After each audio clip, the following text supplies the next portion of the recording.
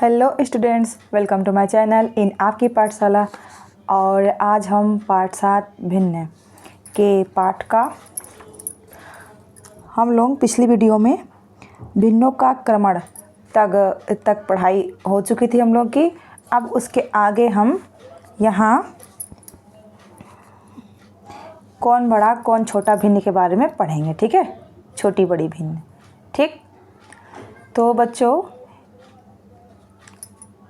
भिन्न में कौन बड़ा है। देखो कोई संख्या है, जैसे मानो यहाँ पे आप लोग यहीं पे समझो 2, 10, 5, 1। इसको देखकर आप बता सकते हो कौन बड़ी है कौन छोटी है। ठीक है ना। या बढ़ते घटते क्रम बोलेगा तो भी आप लोग बता सकते हो कि 1 सबसे छोटी है और 10 सबसे बड़ी है। ठीक है, 1 आएगा, 2 आएगा, 5, फिर आखिरी में 10 आएगा, है ना, बढ़ते क्रम में। और घटते क्रम में 10, 5, 2, 1। ठीक है, इसको तो आप आसानी से बता सकते हो। पर अगर यहाँ पे संख्याएं बटे में मतलब भिन्न में दी हुई हो तो आप कैसे बताओगे ये कौन सी बड़ी है किससे, है ना, कौन छोटी होगी, घटता बढ़ता क्रम क्या होगा उनका। ठीक है, तो इसी को आज हम इस वीडियो में समझेंगे। ठीक है, तो बच्चों इसके लिए आप लोगों को यहाँ पे एक उदाहरण दिया गया है।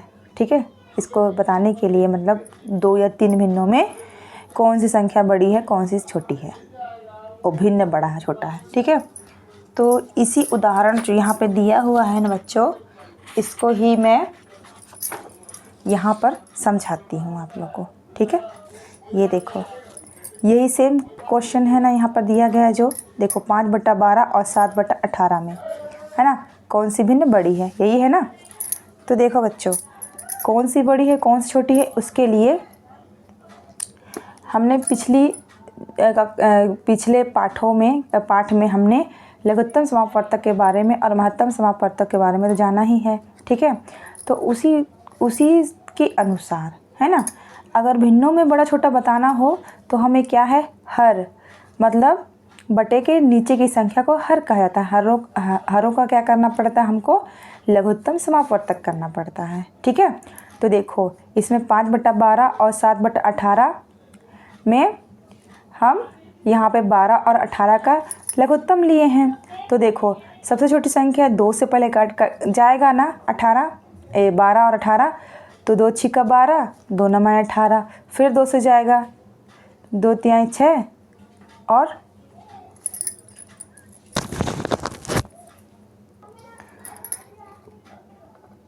यहाँ 2 तिहाई 6 और ये 9 नहीं कटेगा, इसलिए 9 को जैसा है वैसा ही उतार लिया गया। ठीक, अब क्या है 3 आ गया, यहाँ पे 3 है और 9 है। अब क्या है 2 के बाद बड़ी संख्या कौन सी होगी, 3, तो 3 से जाएगा 3 एकम 3, 3 तिहाई 9, है ना, 3 तिहाई होता है ना, इसलिए अब फिर एक बार 3 से जाएगा जब तक कि 1 ना आ जाए, फिर ये 1 को ऐसे लिखेंगे और 3 एकम 3।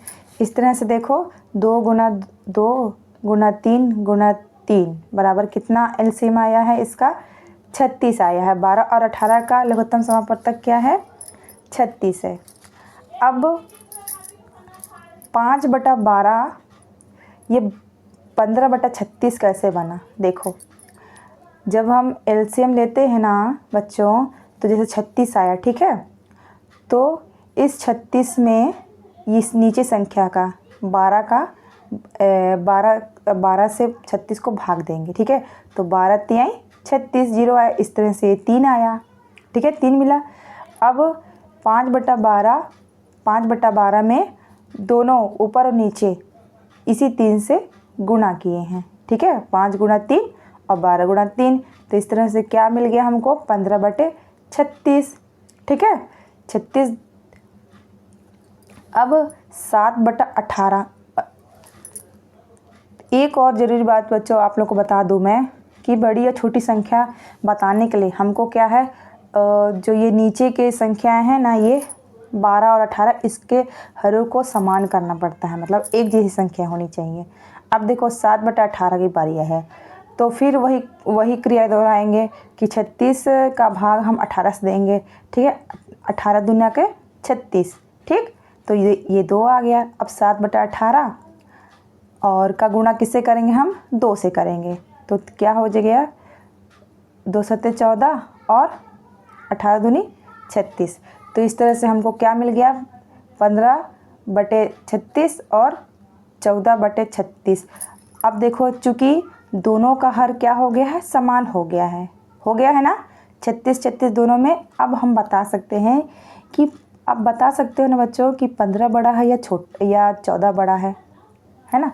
तो देखो इस तरह से क्या है, 15/36 और 14/36 समान हर भिन्न हुए, है ना? अतः हम देखकर, ठीक है, इन दोनों को देखकर बता सकते हैं ना कि 15/36 बड़ा है 14/36 से। ठीक है, उम्मीद करती हूँ बच्चों मैं आप लोगों को जो ये जानकारी दी हूँ कि बड़ा या छोटा भिन्न हम कैसे बता सकते हैं, ये आप लोगों को समझ में आया होगा। ठीक है, इतना समझ में आ गया आप लोगों को? तो देखो इसमें सीधा सीधा कर दिया गया, ये कर दिया, एलसीएम ये हो गया, पर इसमें क्या है करके नहीं बताया है, तो मैंने अच्छे से आप लोगों को इसको एक्सप्लेन कर दिया है। ठीक है, इसका चाहो तो आप स्क्रीनशॉट ले सकते हो। ठीक, चलो अब आगे बढ़ें। तो मैं आप लोगों से ये सवाल करना चाहती हूँ बच्चों, अगर आप लोगों को ये उदाहरण समझ में अच्छे से आ गया तो क्या आप ये इस अभ्यास को नहीं कर सकते? बिल्कुल कर सकते हो, है ना? और आप लोगों को ही करके बताना है ना? ये आप लोगों के लिए क्या है? होमवर्क है। ठीक, अगर कुछ भी डाउट होगा, जो उदाहरण समझाने मुझे कुछ भी कहीं भी आपको लगा कि समझ में नहीं आया है, तो एक कमेंट कर देना, मैं आप लोगों को समझा दूंगी फिर से। ठीक है, अब चलो आगे बढ़ें। अब आगे क्या है बच्चों, यहाँ पे बता दूँ मैं आपको। यहाँ पर इसको देखिए, यहाँ पर अभ्यास यहाँ पर बताया है कि जोड़ना और घटाना। इसको भी मैं आप लोगों को एक इसको यहाँ पे जो दिया है ना, तीसरा नंबर, इसको बनाकर समझा देती हूँ, फिर आप लोगों को ही इसको करना है। कुछ नहीं करना है बच्चों, इसको भी बताई ना, भिन्नों को बड़ा छोटा बताने के लिए या घटाने के लिए नीचे के हरों को क्या है, समान हर करना पड़ता है ना? एक समान मतलब उसका नीचे का रहना चाहिए संख्या। ठीक, तो देखो मैंने यहाँ पे तीसरा मतलब इसको मैंने करके बताया। ठीक है, ये तीसरा नंबर, ठीक है, उदाहरण के रूप में ले लो, समझा रही हूँ। जो ये देखो यही है ना, ए है, यहाँ पर देखो 1/6 ऋण 4/7 धन 8/4। ठीक है, चलो इसको समझते हैं। अगर आप लोगों को ये समझ में आ जाएगा ना, ये जोड़ना घटाना, तो आप लोग ये 3 अंक की है, 2 अंक का भी बना सकते हो आसानी से। ठीक है, तो देखो क्या है बच्चों, कुछ नहीं है, मैंने पहले भी बताया जैसा कि जब हमको जोड़ना रहता है, ये घटाना रहता है भिन्नों को, तो हम जो नीचे की संख्या हर होता है ना, उसका अपन क्या करते हैं, लघुत्तम समापवर्तक ले लेते हैं। ठीक है, तो देखो यहाँ है 6 7 4, इसका लघुत्तम समापवर्तक हम ले रहे हैं। ठीक है, देखो 2 से जाएगा, 2 तिहाई 6, 7 नहीं जाएगा इसलिए 7 को वैसे ही लिख दिए, 2 दूनी 4, फिर 2 से जाएगा, 3 अब नहीं जाएगा तो 3 को वैसे ही लिख दिए, 7 को भी वैसे लिख दिए, और 2 गया, 2 1 कम 2। ठीक है, अब देखो 3 है, तो इसके बाद 2 के बाद बड़ी संख्या क्या आई, 3 आई, तो 3 1 कम 3, 7 नहीं जाएगा, 7 को वैसे ही लिख दिया गया, फिर ये 1 है वैसे उतार दिया गया, अब 7 जाएगा केवल 7 से। ठीक है, तो 7 कम 7, इस तरह से ये पूरा हल हो गया, है ना? मतलब एक मान सबका आ गया। ठीक, मतलब लघुत्तम समापवर्तक पूरा हो गया। अब देखो इसका क्या है, कितना आया, 84 आया। ठीक है, लघुत्तम समापवर्तक कितना आया, 6 7 4 का 84 आया। अब देखो 84 आया, अब फिर वैसे ही निकालना है हमको कि 84 को हमको क्या करना है, 6 से भाग देंगे तो कितना आएगा, 14 आएगा। फिर देखो 7 से भाग देंगे, कितना आएगा, 12 आएगा। फिर 4 से भाग देंगे, 21 आएगा।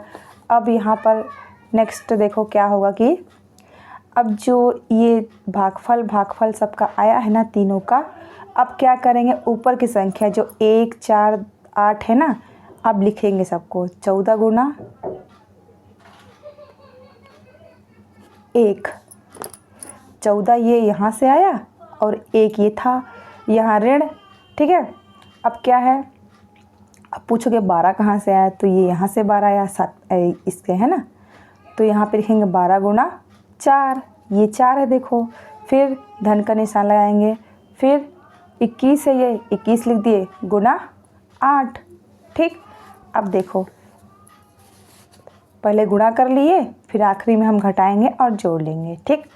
अब देखो क्या है, 14 में ये 14 हुआ और 12 चौको 48 हो गया और 21 अट्ठे इतना हो गया 168, ठीक है। बटे में 84 आ गया, ठीक। अब देखो क्या है, 14 में 48 जा रहा है, ठीक है, घटा रहा है पहले, तो देखो कितना होगा, ऋण 34 होगा, ठीक है। क्योंकि ये बड़ी संख्या से छोटी संख्या, बड़ी संख्या में से क्या है, छोटी संख्या घट रही है, ठीक। चूँकि ऋण का जो ये इसका चिन्हों का ध्यान देना बच्चों, है ना,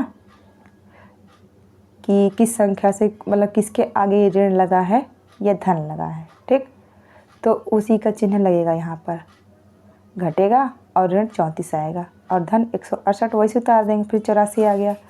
अब क्या है, ऋण 34 में 168 जोड़ेंगे, मतलब क्या, ऋण धन ऋण होता है, मैंने बताया ना, घटेगा, पर चूँकि यहाँ पर 168 बड़ी संख्या है 34 से, तो इसलिए यहाँ पर धन का चिन्ह, मतलब कोई अगर किसी संख्या का चिन्ह नहीं है तो क्या उस संख्या को हम मानते हैं कि वो संख्या धनात्मक है, ठीक है। तो 168 में 34 घटाएंगे तो कितना बचेगा, 134 बटा 84। अब इसको और सरल कर लेते हैं, पहले 2 से काटे, है ना, तो 6 दूनी 12 हो गया, फिर यहाँ 1 बचा, फिर यहाँ पे इसका हासिल यहाँ पे बच गया ना, तो 14 हो गया, 2 सत्ते 14 हो गया, ठीक है। तो इस तरह से 67 पाए, फिर बटे में 84 है, 2 चौको 8 और 2 दूनी 4, इस तरह से 67 बटे 42 हमको मिला है, ठीक है, भिन्न के रूप में। इसको हम यहाँ पर ये पूरा प्रोसेस को लिख, आप लोग इतना मतलब कर लीजिएगा। ये लास्ट में बस इसका मैं आंसर यहाँ पे, सरलतम भिन्न क्या है, 67 बटे 84, सॉरी 42, ठीक है। और इतना प्रोसेस आप लोग देखो, इतना इसमें जल्दी जल्दी से दिखा दिया है ना करके, पर हमको ऐसा हड़बड़ा के नहीं करना है, समझ में भी नहीं आएगा बच्चों आप लोगों को, है ना, ये कहाँ से क्या आ गया। तो मैंने आप लोगों को अच्छे सरल तरीके से समझा दिया है, ठीक है। उम्मीद करती हूँ बच्चों आप लोगों को ये चीज़ जो मैं समझाई हूँ, भिन्नों को क्या है, जोड़ना एवं घटाना भी समझ में आ गया है, ठीक है। तो बच्चों आज के लिए इतना ही, ठीक, क्योंकि अगर हम हड़बड़ा के पढ़ेंगे जल्दी जल्दी तो आप लोग को भी समझने में दिक्कत जाएगा, तो इसलिए आज के लिए हम इतना ही पढ़ते हैं। आगे हम क्या सीखेंगे बच्चों, विषम भिन्न अथवा अनुचित भिन्न के बारे में नेक्स्ट वीडियो में, ठीक है बच्चों। तो अगर बच्चों आप लोगों को ये वीडियो अच्छा लगा तो इसे एक लाइक ज़रूर करिएगा, अपने दोस्तों से इस वीडियो को शेयर करिएगा और मेरे चैनल को सब्सक्राइब करिएगा। मिलते हैं नेक्स्ट वीडियो में, तब तक के लिए bye bye and take care. जय हिंद, जय भारत, जय छत्तीसगढ़।